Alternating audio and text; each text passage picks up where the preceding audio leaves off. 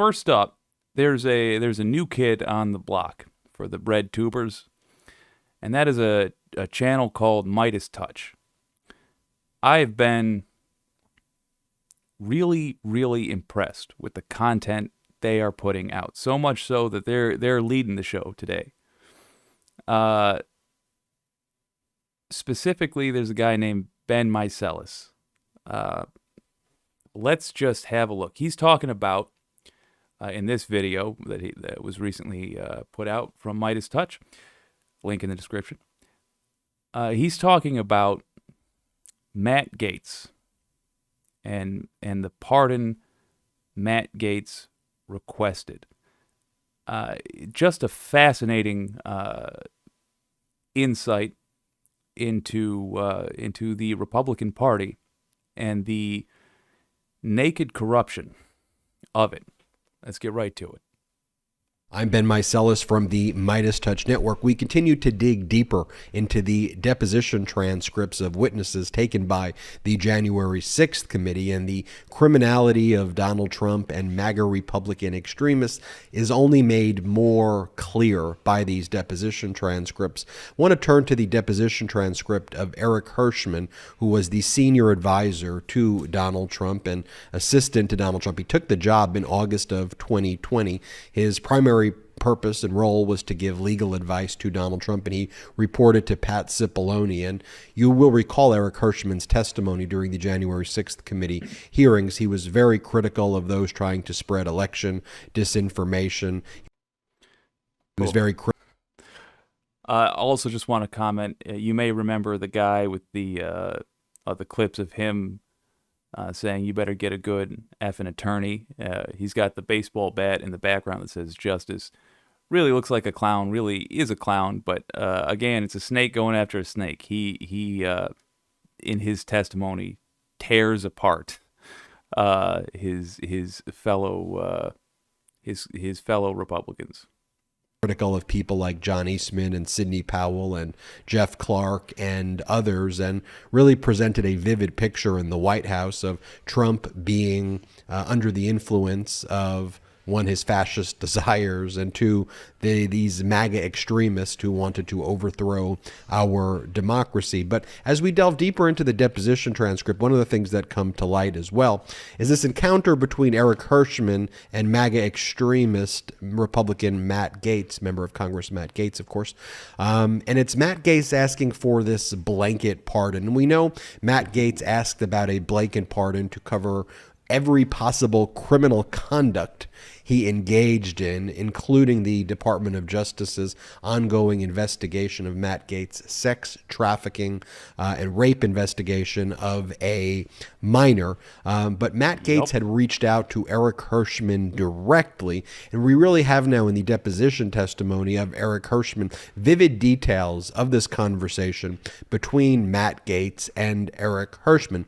I'll direct your attention to page 130 of the deposition of Eric Hirschman.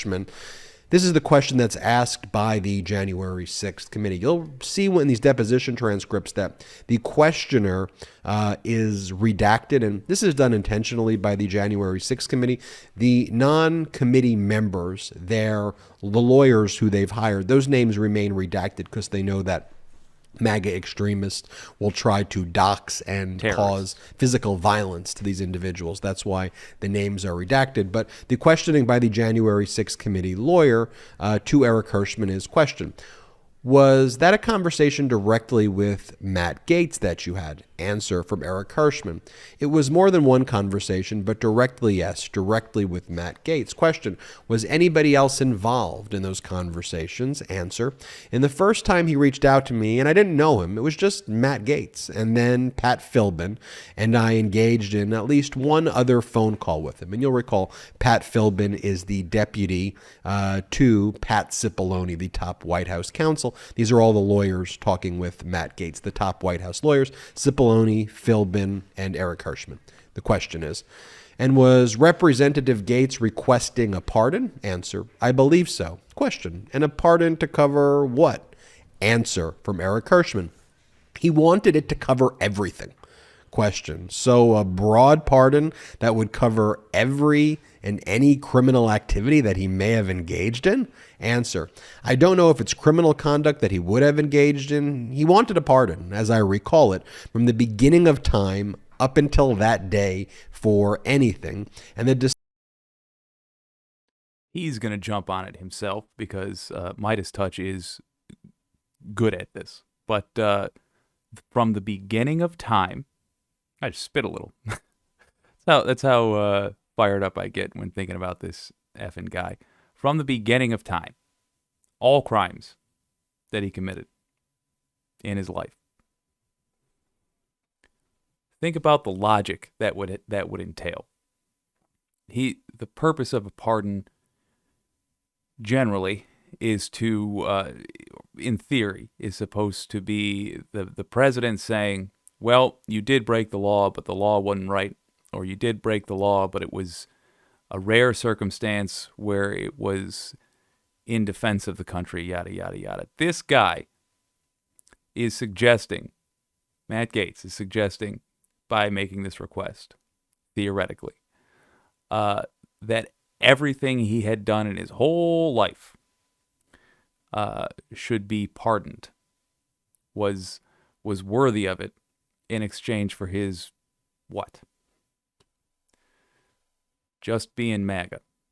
It's pretty bald-faced. Discussion was whether he would be prosecuted or others would be potentially prosecuted for things that they had done in relationship to statements dealing with challenging the election. We had discussions about the speech and debate protections and what was his possible concern, and he asked for a very, very broad pardon. Question. A pardon that would be broad enough that it would also cover the ongoing sex trafficking investigation? Answer. He didn't mention anything about a sex trafficking investigation at the time. The pardon that he was discussing, though, requesting was as broad as you could describe. From the beginning, I remember, from the beginning of time up until today, for any and all things. And I mean Philbin, and I had a conference call with him, and I believe Philbin may have memorialized, made some note about it. And I remember saying I've never heard of that. It's unprecedented. It would have to go through a process. And he mentioned Nixon, and I said, Nixon's pardon was never nearly that broad. And then Pat said, if he has a lawyer, that lawyer should contact White House counsel, because when I first got the call, it came out of the blue, and I was like, we'll call you back. And I went up to the White House counsel. I got Philbin, told Philbin what's happening, and then we called him back. But I remember him saying from the beginning of time up until today. Question. And regardless of whether Congressman Gaetz specifically referred to the sex trafficking investigation, is it your understanding that the pardon he was requesting would have covered that investigation? Answer. I believe the pardon he was requesting and wanted would have covered, in his words, everything that ever happened. I mean, at a certain point, we're just posing questions. You mean it would cover this, or that? How are you ever going to articulate that? How is the pardon office going to write this? What would we conceivably do? And I think he was a little frustrated with the amount of questions and pushback we were giving him. Question. Were you aware at the time that there was a sex trafficking investigation of Congressman Gaetz? I was not. If the issue was potentially having I don't want to get into my views of the Department of Justice and what happened during the Trump administration, because there were things that I feel strongly about. But if there was a view that there was going to be retaliation by the DOJ or the incoming administration for things that he had done. We're going to touch on this in a moment, but remember that Roger Stone, I believe after this little interaction, Roger Stone catches wind of this, and he asked Matt Gaetz to write him a letter specifying everything he would need the pardon for, the crimes he believed he could be in trouble for. Roger Stone, known blackmailer, had Matt Gaetz do this. We believed he had speech and debate clause protection. I thought this request was way beyond what made any sense at all. Question: did he give a reason why he thought he should get a presidential pardon? Answer: other than potential protection of some type of retaliation, supporting the challenge? Question: so were these conversations both Supporting the after challenge. January 6th, 2021? Answer: I believe so. I don't recall exactly, but I believe there was some written document that was memorialized when the calls came in. I mean, it's very interesting to see Matt Gaetz, the direct conversation he had with Eric Hirschman here. Like, we know the request was made, and we've heard others talk about it, but to see Eric Hirschman in his own words say, Matt Gaetz called up and said, I want a pardon for every single thing that I've ever done from the beginning of time until the present, and just a perpetual blanket pardon. Now, we know that. I just want to say we're entering into the moment where I was watching this clip where I decided, yeah, this has got to be part of the show. Because Ben Meiselas goes hard, and I love it. The idea of pardons, and we've seen this in judicial decisions as well, and specifically, for example, when Donald Trump pardoned people like Mike Flynn, who pled guilty for his obstruction in the Mueller investigation and for lying about his communications with the Russian ambassador. When we see Trump's pardons of people like his top campaign advisor, Paul Manafort, who was found guilty of felonies in both Virginia and Washington, D.C., in connection with the Mueller investigation. When we see Trump's pardons of people like Steve Bannon and Steve Bannon's conduct in his We Build the Wall scheme, where it was alleged, and he's now being prosecuted for this for state law claims in New York, that he stole millions of dollars from people to purportedly build the wall that he just diverted and funneled to himself. The judges in these cases make it clear that a pardon is essentially an admission of guilt, because if you are getting pardon, if you are getting clemency, it inherently implies that you are guilty, you are accepting responsibility for your conduct, and your guilt is being wiped away by the act of the president, by the grant by the president, but that you are guilty of the underlying crime. So when you think about Gaetz and his focus on extinguishing all criminal conduct, which would include the sex trafficking investigation, he was so keen on it, he was so focused on it in these terms, and it was viewed as so odd by people like Eric Hirschman and Pat Cipollone and Patrick Philbin and others. It really casts light on who these MAGA Republicans are in very much deeper clarity. And again, you think about this. You think about it from the perspective of removing the labels of Democrats and Republicans. Here we have not just Matt Gaetz, but of course we know all the other members, Republican members of Congress, who were all trying to clamor for these blanket pardons the same way Matt Gaetz does. All these are the leaders of the MAGA extremist Republican Party, a major political party. They're all seeking pardons for all of their conduct from the beginning of time until the present.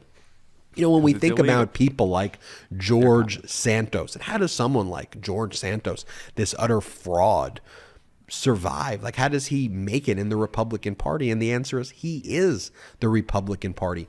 When you lower your standards and have a fascist traitor like Donald Trump as the leader of your cult, which is masquerading as a political party, but it's a cult, you have all of these other criminals. It all follows. It all flows from that. It's degenerative fascism, and it flows down, it trickles down from the top. And we see here Matt Gaetz being exposed for this despicable conduct in this deposition of Eric Hirschman. I'm Ben Meiselas from the MeidasTouch Network. Hit the subscribe button. We're on our way to 1 million subscribers, thanks to your incredible support. And in addition to subscribing here, check us out at patreon.com/MeidasTouch, patreon.com/MeidasTouch. We got Just excellent analysis. His name might be Ben Meiselas, but I'm going to call him Knock 'em Out Pete. Because, my God, what a dressing down. That is a dressing down, a well-deserved one. Yeah, the Gaetz is a great example of just the modern MAGA attitude that is the Republican Party. Absolutely no morals, no ethics whatsoever. Simply in it to abuse any inch of power he's given, including wanting to cover up and just get a pass for his entire lifetime's worth of crimes. At the time, get ready to get angry. This is what he was under investigation for. Sex trafficking of a 17-year-old girl. He's a grown man.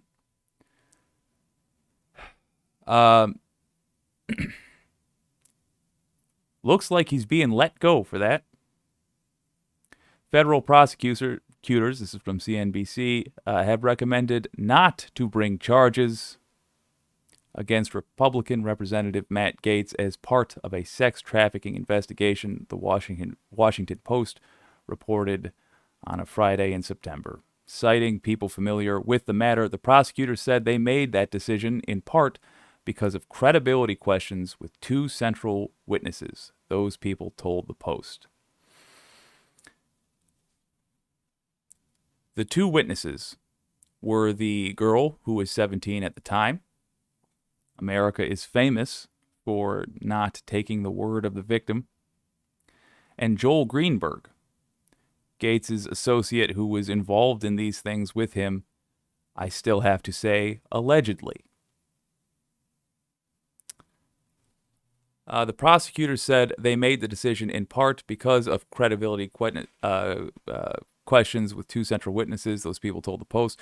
The reported recommendation means the Department of Justice is unlikely to charge Gaetz, 40, girl was 17 years old, with a crime as a result of the probe. The investigation began in 2020 and centered on the Florida congressman's alleged relationship with a 17-year-old girl years earlier. Not that many years. He was in his 30s. Can't let this slide. While the recommendation is not a final decision, and the Post's sources said new evidence could emerge that changes the prosecutor's view, their advice is likely to be upheld, the reports said. Joel Greenberg had a deal with prosecutors. Lighter sentence in exchange for tattling on Gaetz, I believe. They gave this deal to the man.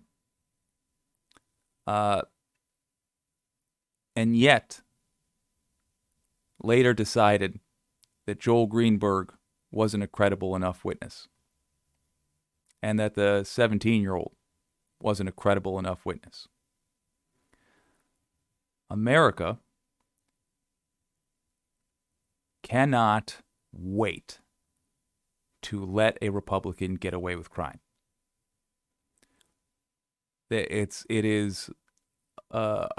Republican crime is America's most successful industry. If this makes you angry, you can contact the Department of Justice. This time I didn't put the link in the description. I will when I re-upload the live stream. Tell him it's not good enough to just let this guy go. Roger Stone allegedly has a letter full of Matt Gaetz's confessions. I think we ought to have a look at that. I think Roger Stone ought to be subpoenaed. We truly cannot let behavior like this go, because it means we are in a country that is lawless, plain and simple. If there are laws for the average man and woman, but there are not laws for the powerful, those laws aren't worth anything. I am delighted to see MeidasTouch just crushing it. That was a wonderful take. If you're not already a subscriber of theirs, I do recommend them if you're looking for more excellent news analysis.